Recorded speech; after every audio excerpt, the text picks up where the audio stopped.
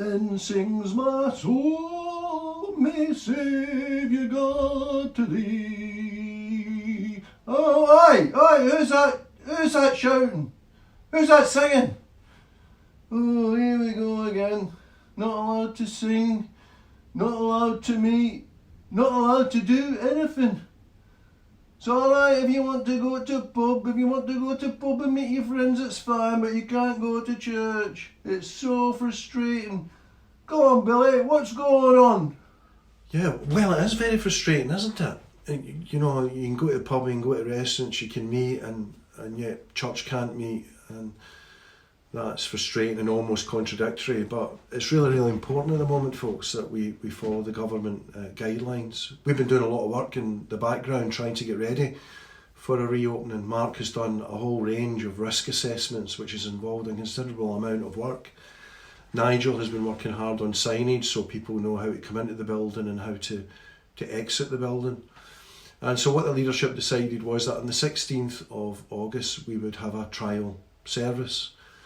Clearly that service is going to be totally different from anything else we've experienced, and there have to be all kinds of rules and guidelines associated with that. At the moment we're allowed 50 people, and what we want to do is to maybe invite the leaders of people who are involved in groups here at the church.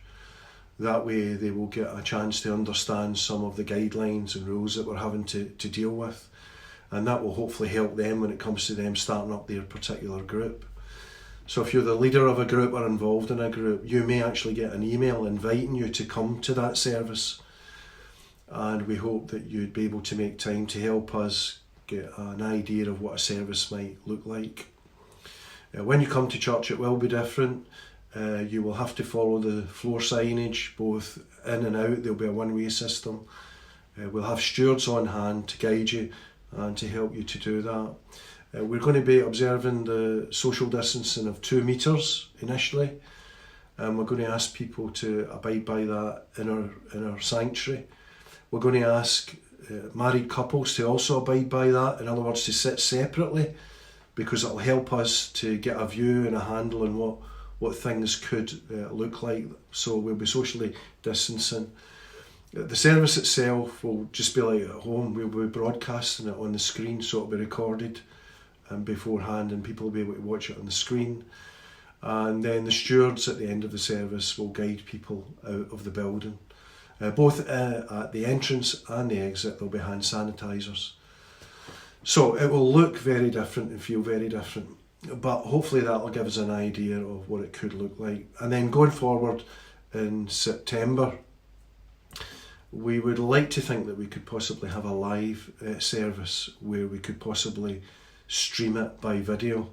So we could have people in the fellowship in the church and people maybe at home watching.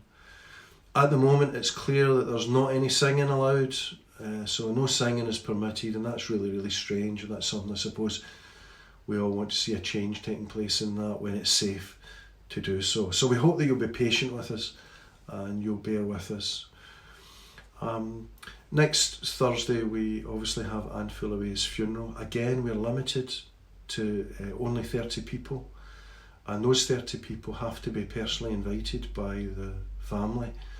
So unless you have a personal invite from the family, you will not be allowed in the building. We have to keep a record of everyone who enters the building for that particular service. Shan was keen to give people the opportunity to show their support for Mum, so if you would like to come and stand outside the church, then you can do that. We just ask that you do it safely, socially distancing.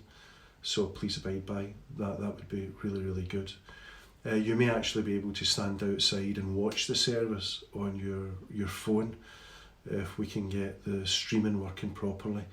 The guys are working again really hard to do that. Some of the tests that we've had have been very positive, so we're hoping that that might take place. So that's where we're up to, folks. Again, please be patient with us. Thank you for all your support. Thank you for everybody's generosity during this time.